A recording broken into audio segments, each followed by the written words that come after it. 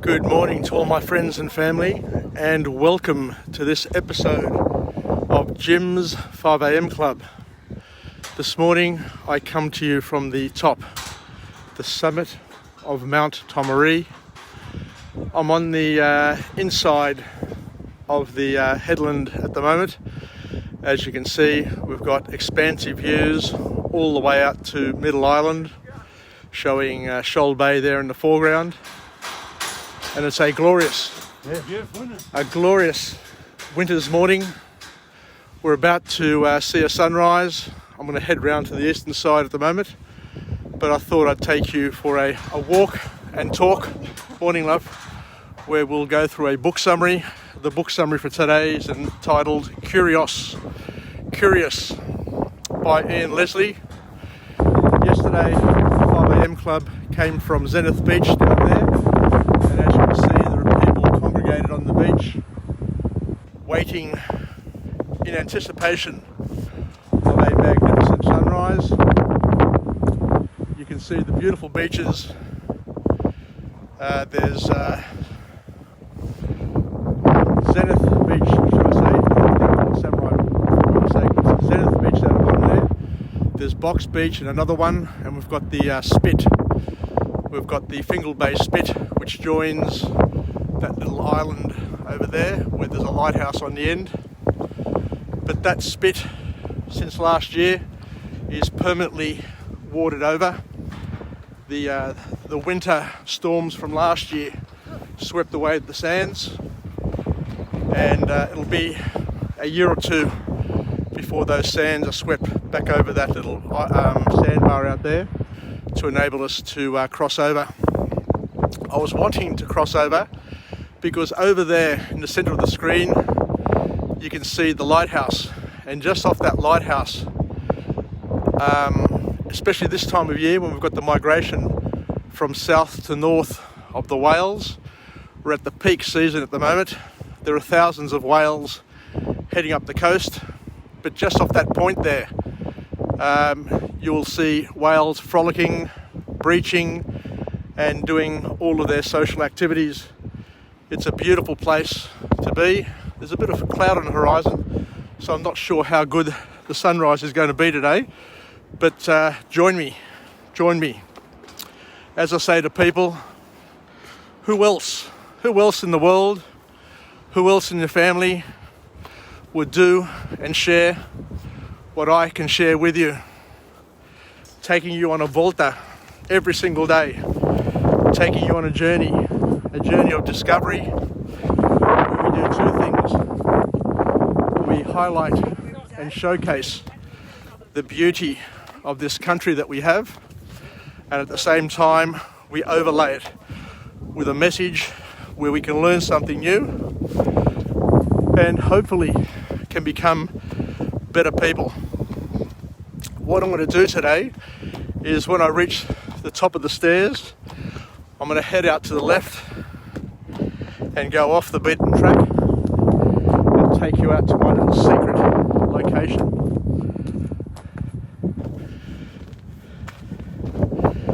Here we go.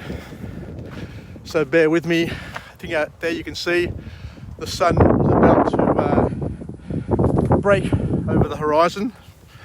So what I'll do is I'll walk around, being careful that I don't slip, because there's a 200-metre drop down the cliff there. But this is my secret bolt hole. I've been coming here for years with my children, my friends, and hopefully you can join me too one day on this epic adventure where you can look over the Pacific Ocean all the way up to Broughton Island, all the way up to the coast. But I'll take you to a point where we'll have uninterrupted 360-degree views to enjoy this longer than normal episode of Jim's 5am Club, because it'll take a few minutes for me to safely position myself. I just cracked my head on a tree there, so I don't know if you heard it, but I'm okay. And here's the cliff. As you can see, it's a long, long way down. Long way down. We've got tourists up there, perched up in the safety of the caged area. But people like me have always been adventurous and uncaged. After all, I did have Uncle George as one of my mentors. So let me just swing around here, climbing through the rocks up to the top here. So as you can see, we've got Shoal Bay and Nelson Bay and the whole of Port Stephens on the inside. We swing around, we've got Jimmy's Beach, we've got Hawk's Nest on the outside, and then we've got the coast, which goes on forever. So let me just go down a little bit more to position myself at my favourite point, at my favourite place on this cliffside, and then we can continue our book summary. It is a bit breezy, so what I'll do is I'll go down a little bit lower, but once again, check it out. How beautiful is it? As I say to people, and I am unashamedly proud of what I do, I say, where else, as I said before, are you going to find somebody like me? I am very, very unique in what I do, in my fun and my exercise, and I'm very sharing as well. So what we'll do now is we'll kick into the book summary and find out a little bit more about why it's critical to be curious. So I didn't pick this book. This one here was the last book that I summarized, and it happens to be perfect for today's lesson, perfect for today's sunrise, perfect for today's positioning up here.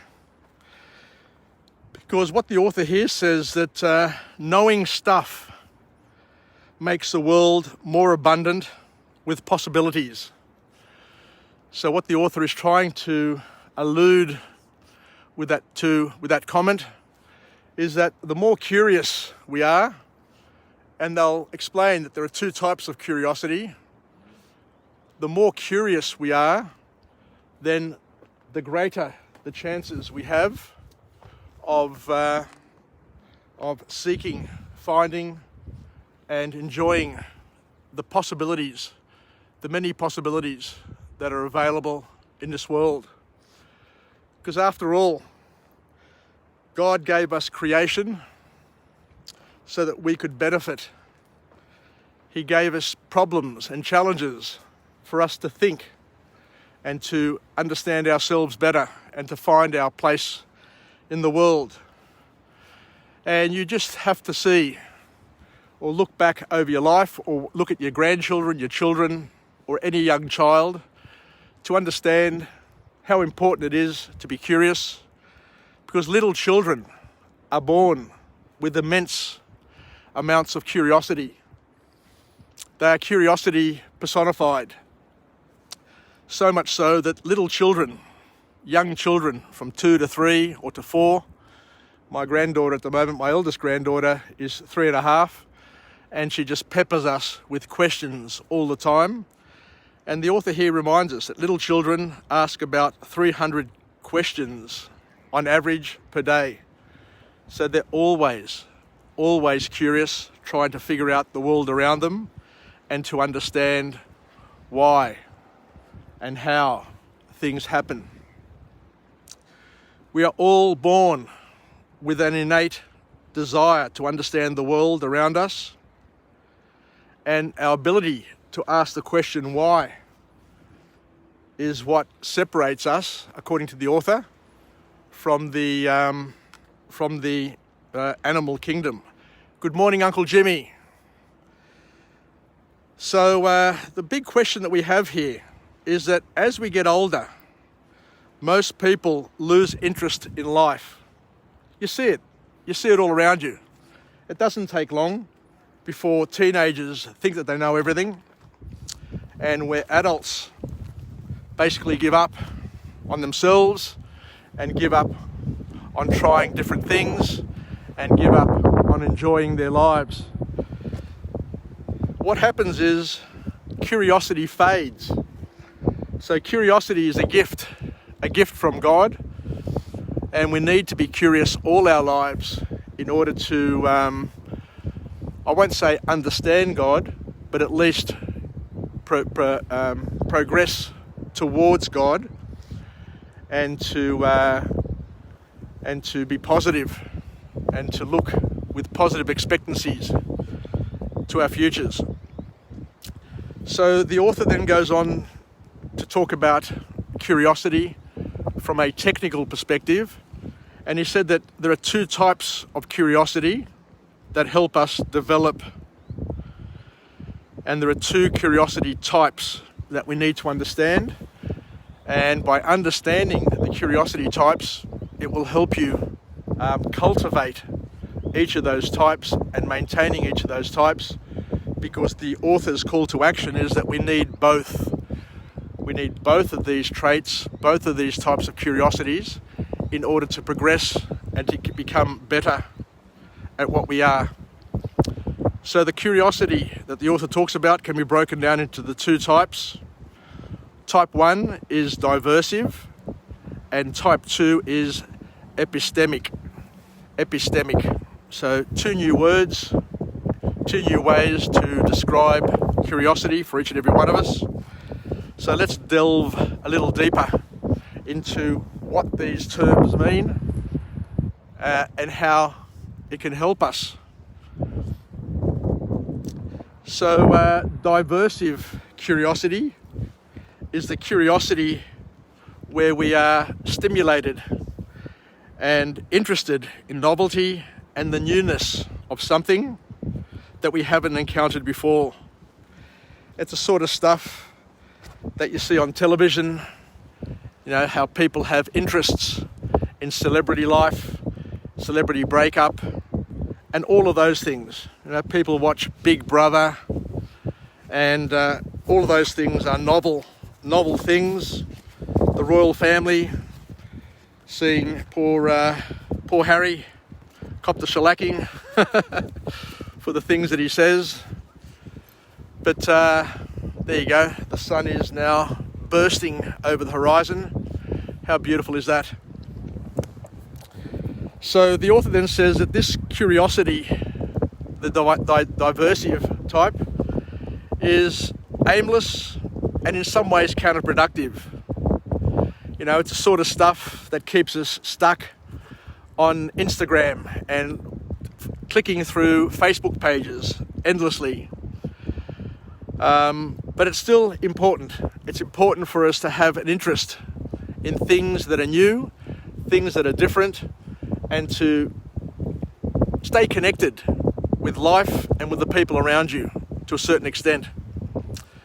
The second type of curiosity is called epistemic, and it's a deeper style of curiosity. It's a curiosity that is deep, and it's where you need to learn something new. It's a type of curiosity that sends you to a multi-year study or project and makes you dedicated. So it could be university, it could be a thesis, a doctorate, a hobby, but it's getting into something really, really deep and learning as much about it as you can. I guess some people have epistemic types of curiosity when it comes to their religions, their faiths, their beliefs, their work.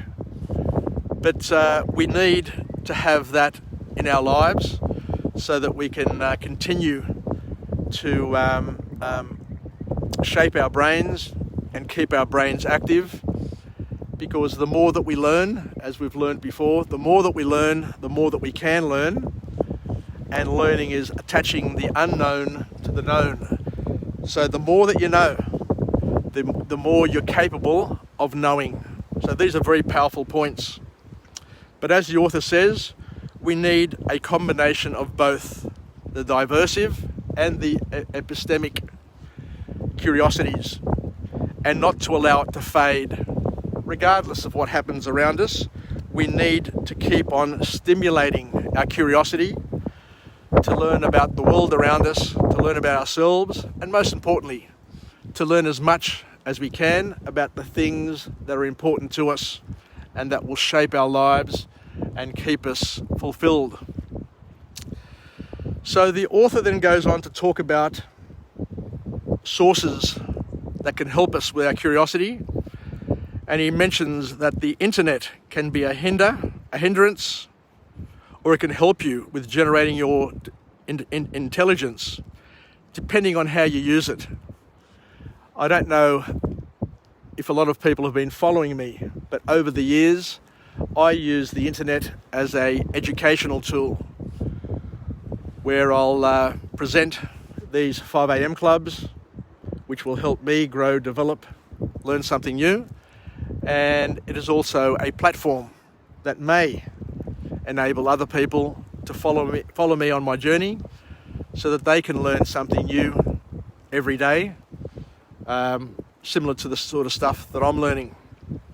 Because at the end of the day, I'm looking for partners in each other's growth and development. I was born alone, I was born an only child, but I want to go through life partnering with as many people as I can, sharing as much experiences as we can, so that we can better our lives, so we can live, learn, and pass it on. So what we're saying here is that the internet can be a waste of time with people watching and reading people, watching other people and following other people arguing with each other. Like, that can't be all that productive when you're just following threads of discussions where people are ripping into each other and just being pests. But what you can do is you can turn your concentration, you can turn your eye and use the internet as a tool that can leverage your learning, because it's a magnificent learning tool. Interestingly enough, I read this yesterday and I was a little bit shocked on the one hand, but not surprised on the other, that children these days spend up to 10 hours a day on devices. Adults as well spend a lot of time on devices, but most of that time is for entertainment. It's for escape, and it's not for learning, growing, developing, and shaping who we are as people, which is a bit of a shame, given that we have these resources. And I've got to tell you, if I had the internet as a kid, I don't know how much more interested and more interesting I could have been as an adult by having so much more to learn, so much more to use as a resource base. So just think about it, that children today, many children today, how much time they waste by being connected, but being connected to rubbish, being connected to the wrong things, being connected to things that are not going to shape them in a positive way, but potentially shape them in a negative way. So the author then goes on to say that the internet, believe it or not, also widens the intelligence gap. Instead of helping everybody get better, stronger, and smarter, the author here tells us that it's creating a gap. It's widening the gap. So what does this mean? It means that there's a divide between the incurious and the curious. So if you're curious and you've got a strong, powerful resource at your fingertips, then you're going to grow, develop, and benefit. But if you're lazy, if you've signed out of life and incurious, and all you want to do is just use the internet for entertainment, then you're not going to grow and develop, and you're going to fall away compared to the people who are using the resources to better themselves. So the curious continue to learn, whereas the incurious fall away, according to this author. And this is a very important point, and we need to pass on these points to our children, our grandchildren, because what the author says here is that the only person responsible for making you stupid is yourself, you. So I guess there's a massive call to action from this author for us all to gain from. Because what he's basically saying is that you've got the resources available to you. It's up to each and every person to make the most of those resources as and when they're available. And they're available 24/7. Wherever you go, I'm up here on Mount Tomaree.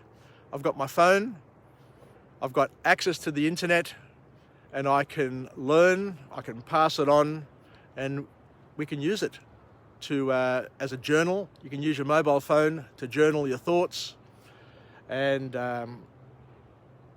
read and communicate, but and not only to use it as an opportunity just to entertain yourself and just make yourself happy for the moment. So the last point that the author talks about is the importance of us to continue to ask empowering questions. And it's important to understand that empowering questions are the key. And the reason why we say empowering questions is that there are people around us that continue to ask stupid questions. They use their curiosity to generate and to pass on, what's the word I'm looking for? Conspiracy theories.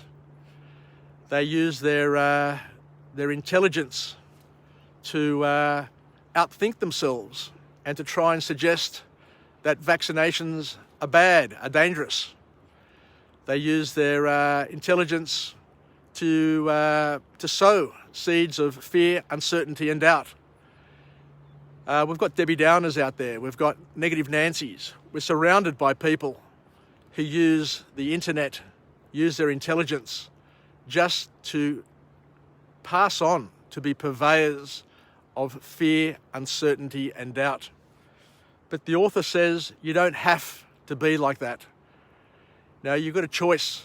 You can be negative, you can be fearful, you can be scared, you can be a panic merchant, or you can be a cool cucumber, a person who passes on and creates empowerment and certainty in the environment around them.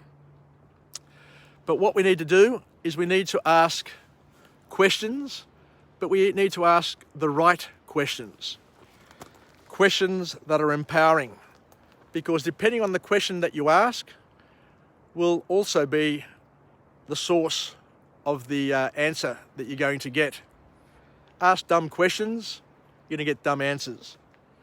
So it's important to live with positive expectancy and not to think that the world is out there to get you and to do bad by you.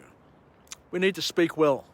We need to speak well of the world and to have faith in the leaders around us and to take it one day at a time.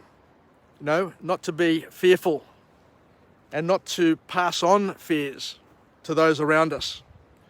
So the author here says we need to ask a lot of questions and stay curious. Continue to stay curious for as long as we can.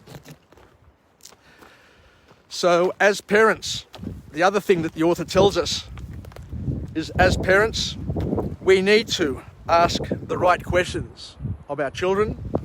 We need to ask the right questions of our partners, of our work peers, of everybody around us, and of course of ourselves. Because if we're not asking the right questions, then we're not setting the example for others to follow. So parents need to ask questions, but good questions. Don't doubt your children. Don't make them feel stupid and dumb. Treat them as equals. and guide them.